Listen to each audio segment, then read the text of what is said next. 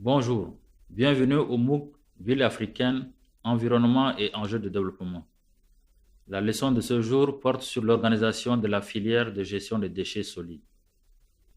Les villes d'Afrique n'ont pas encore trouvé des systèmes adéquats pour assurer la gestion de leurs déchets solides.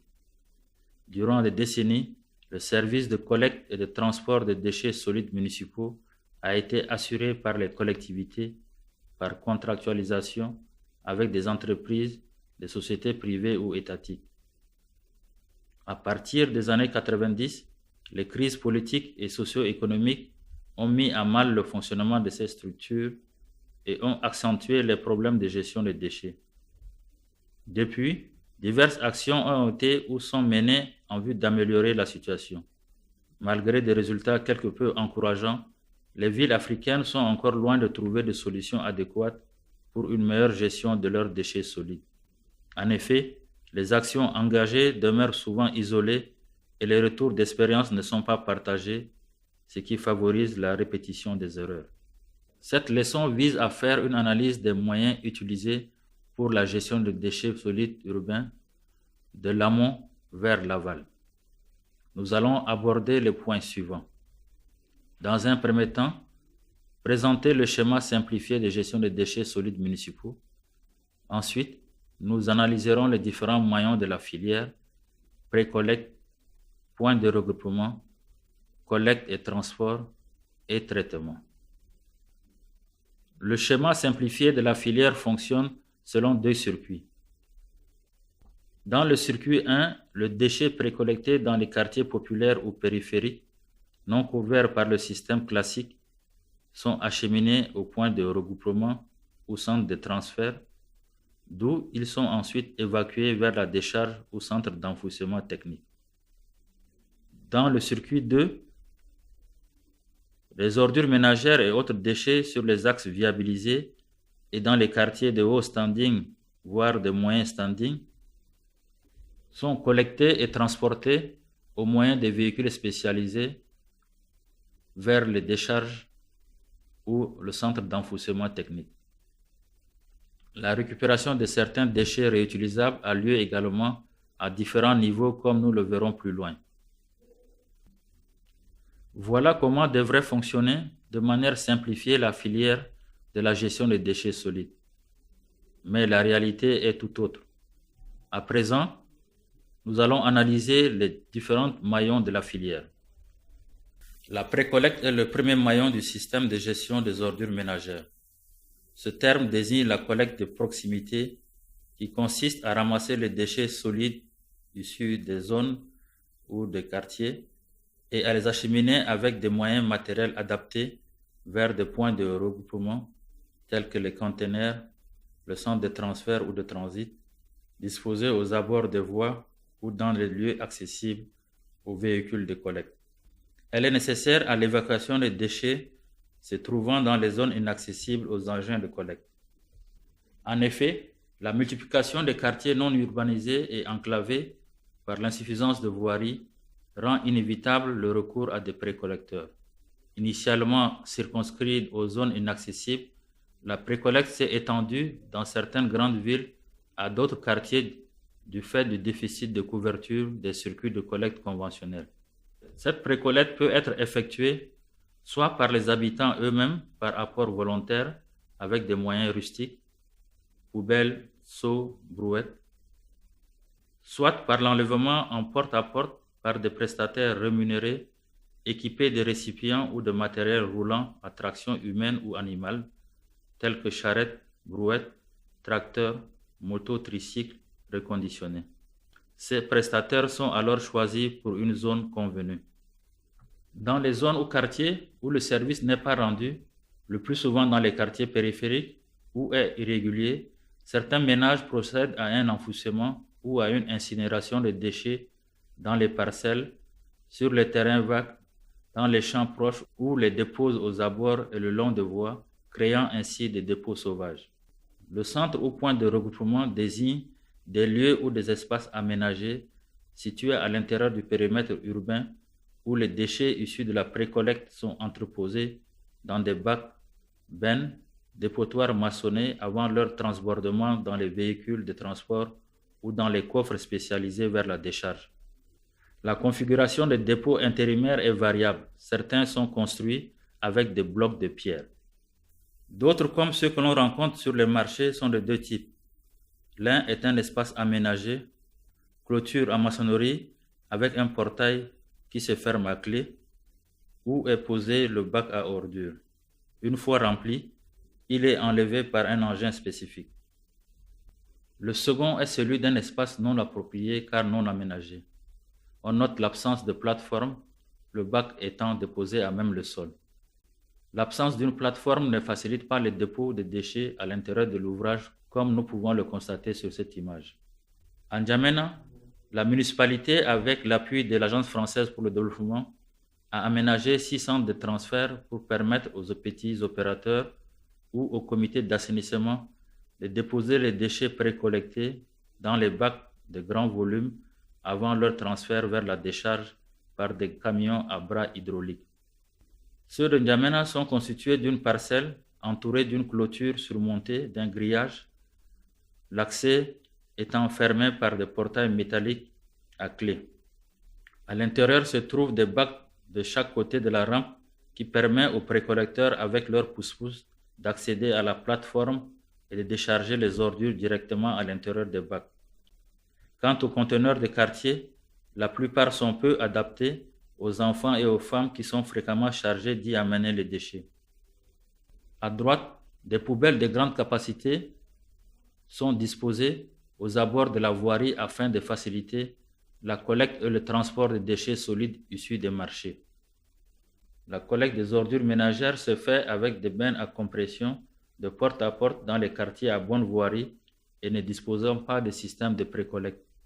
Dans les quartiers où il existe un système de précollecte des ordures ménagères, celles-ci sont regroupées à un point de collecte par les précollecteurs, puis sont acheminées par des véhicules spécialisés, empirolles, porte-conteneurs ou coffres et des bennes preneuses à la décharge. Selon les localités, d'autres types de matériels roulants sont utilisés, tels que les tracteurs agricoles avec remorque, les camionnettes pick-up, les camions plateaux à ridelles et les bennes recyclées. Ce transfert est le plus souvent effectué par des structures privées ou municipales avec du matériel roulant en général peu adapté. En effet, les camions qui servent au ramassage de déchets ne sont pas toujours munis d'un système de compactage ou de filets et, lors du transport, une partie des déchets s'échappe de la benne. Il est important de noter que les étapes de la collecte et du transport ne sont pas dissociées. Les déchets collectés sont directement acheminés à la décharge par les mêmes engins. La collecte et le transport sont les étapes de la gestion des ordures les plus onéreuses. Selon certains auteurs, le coût du ramassage et du transport représente 75% du coût global de la gestion des déchets. La collecte et le transport des déchets solides vers les exutoires finaux n'est pas simple pour les pays d'Afrique. En effet, les modèles existants sont soumis à d'énormes contraintes d'ordre technique et financier qui ne permettent souvent pas d'exécuter ce service de manière adéquate et régulière. Dans la pratique, la commune est la seule à posséder les moyens nécessaires pour gérer la collecte et la mise en décharge, agissant directement ou déléguant le service à une entreprise utilisant des moyens mécaniques. Elle doit donc intervenir en aval des systèmes de précollecte pour évacuer les déchets vers un site éloigné des habitations. Dans la majorité des cas, ce maillon de la filière pourtant essentiel est défaillant. Les dépôts intermédiaires et les bennes ne sont pas toujours prévus dans tous les quartiers ou sont très irrégulièrement vidés. Les communes évoquent toujours le manque de moyens financiers et d'équipements pour justifier cette situation. Cependant, ce problème récurrent traduit aussi des faiblesses dans l'organisation globale de la filière et met en évidence l'importance de la prise en compte à part entière de la précollecte. Le taux de couverture observé dans certaines villes africaines sont peu élevés. Ce taux ne dépasse pas toujours 50%, voire moins de 30%, et varie selon les localités en fonction de la taille et du niveau d'urbanisation. Selon l'enquête réalisée dans les villes secondaires du Sénégal en 2004, le taux de couverture n'était que de 35%. Des études réalisées en N'Djamena, Nouakchott et Yaoundé donnaient respectivement des chiffres de 15 à 20%, de 20 à 30% et de 40%. À Ouagadougou, il était de 23%. La plupart des grandes villes africaines disposent d'une décharge officielle. Certaines villes, même des capitales, qui comptent plus d'1 million d'habitants, n'avaient récemment ou non toujours que de petites décharges, et ce, malgré que la taille des populations engendre des quantités de déchets très importantes. D'autres villes, par contre, ont une gestion plus focalisée des déversements de déchets. C'est le cas de Dakar et de Bamako, qui ont 1 à 3 sites de décharge par ville. Certains, situés au départ en périphérie de la ville, se sont vite retrouvés englobés dans les zones urbaines en expansion galopante. D'autres sites sont suffisamment à l'écart des zones urbaines, mais des problèmes d'acheminement de déchets à la décharge peuvent aussi se poser et des flux de fuite, parfois non négligeables, apparaître. Il faut également rappeler que faute de moyens techniques et financiers adéquats, la collecte régulière des déchets de ces villes ne couvre jamais l'intégralité de la production. La plupart du temps, ces déchets finissent dans des terrains vagues, des cours d'eau, dans des champs, ou servent comme remblais sur des parcelles ou des zones inondables. On distingue 3 types de décharges. Les décharges ou centres d'enfouissement technique aux normes internationales. Ces décharges sont généralement aux normes des pays industrialisés et par conséquent nécessitent une mobilisation des ressources technologiques et financières importantes. Les aménagements et l'exploitation sont très coûteux, au-delà des capacités financières des collectivités locales ou des États. Elles génèrent d'importants volumes de lexivia qu'il faut traiter. En Afrique, ce type de décharge se rencontre généralement dans les grandes villes du Maghreb. Quant aux décharges traditionnelles ou non contrôlées, elles sont de simples entreposages de déchets sur des espaces aménagés ou non qui ne répondent à aucune norme d'ouverture de décharge. La quasi-totalité des villes qui disposent de décharges sont celles qui ne sont pas contrôlées. Dans les petites et moyennes villes, celles-ci se résument en de simples dépotoirs sauvages dans lesquels les déchets sont souvent brûlés pendant les périodes sèches pour en réduire la quantité. L'accès à ces sites est peu contrôlé et il existe un important secteur informel de récupération entraînant des risques sanitaires et des gènes d'exploitation. Ce système, à l'image de celui de Lamadi, en N'Djamena, ou de Nouakchott, en Mauritanie, représente la majorité des décharges existantes dans les villes africaines. Les principales caractéristiques de ces décharges sont absence d'études techniques et environnementales pour leur implantation, les services techniques municipaux se contentant de la disponibilité de l'espace et son rapprochement par rapport au centre-ville pour éviter des transports sur de longues distances. Les aménagements sont inexistants ou très sommaires, se limitant généralement à la voie d'accès et aux terrassements généraux d'une plateforme. Dans certains cas, c'est la présence d'une dépression qui justifie l'implantation de la décharge sur le site. On note aussi l'absence de système de contrôle des déchets entrants et l'absence de formation du personnel d'exploitation. Sur les petites décharges, la présence d'engins d'exploitation n'est pas permanente et on a très souvent recours au brûlage des déchets pour réduire les quantités entreposées.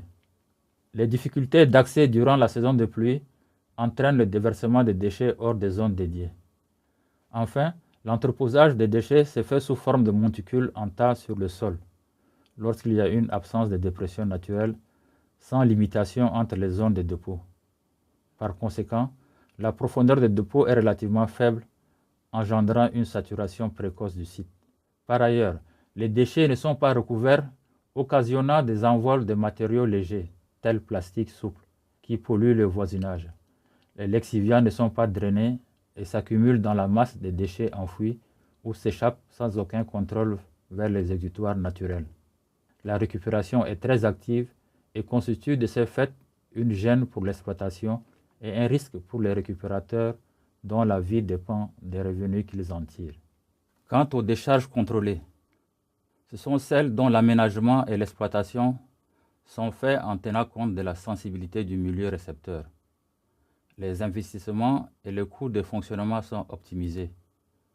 On trouve ainsi un compromis entre le niveau de protection visé et les moyens disponibles. Les sites sont à cet effet choisis pour limiter les impacts et les coûts. En effet, par rapport à un environnement particulier, la pollution pourrait être contrôlée par des moyens limités. Infiltration contrôlée de l'exivia, par exemple, au profit de l'auto-épuration du sol ou traitement moyen de l'exivia avant rejet dans la nature. Pour des raisons principalement économiques, la mise en décharge est et restera probablement, pour de longues années encore, la technique la plus utilisée pour se débarrasser des déchets ménagers dans de nombreux pays à revenus faibles. Cependant, la mise en décharge sans aucune précaution est une pratique qui est appelée à disparaître. De plus en plus, il est demandé aux exploitants d'offrir un certain nombre de garanties pour éviter toute incidence néfaste des dépôts de déchets sur l'environnement humain et naturel. L'exploitation contrôlée d'une décharge nécessite donc des études et des aménagements préalables ainsi que des procédures de gestion appropriées. Par conséquent, le terme décharge est en train de disparaître au profit du terme centre d'enfouissement technique. S'agissant du recyclage, de nombreuses études sur la caractérisation des déchets urbains en Afrique ont révélé qu'une part de plus en plus importante des déchets ménagers est potentiellement recyclable. On peut distinguer un recyclage organisé à la décharge et des activités plus ou moins organisées dans des terrains vagues ou au bord des centres de regroupement. Il faut distinguer la récupération qui consiste à la séparation d'un ou de plusieurs composants d'un déchet à des fins commerciales ou à une réutilisation, du recyclage qui consiste à introduire un composant récupéré dans un circuit de production où il va se substituer totalement ou en partie à une matière première.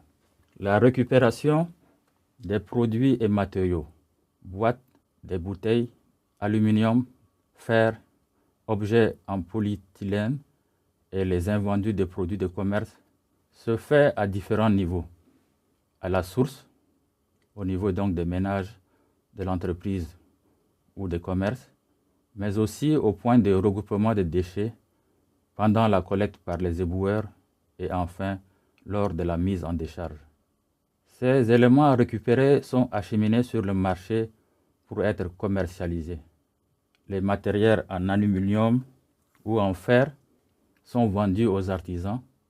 Les artisans à leur tour vont recycler l'aluminium et le fer en produits finis, comme les marmites. Ensuite, ces produits finis sont commercialisés sur le marché.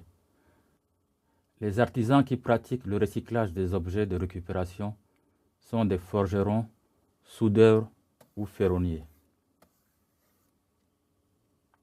Le recyclage des déchets plastiques dans les pays d'Afrique est une problématique en plein développement. La valorisation matière est généralement la seule méthode effectivement mise en place et qui se développe dans certaines villes.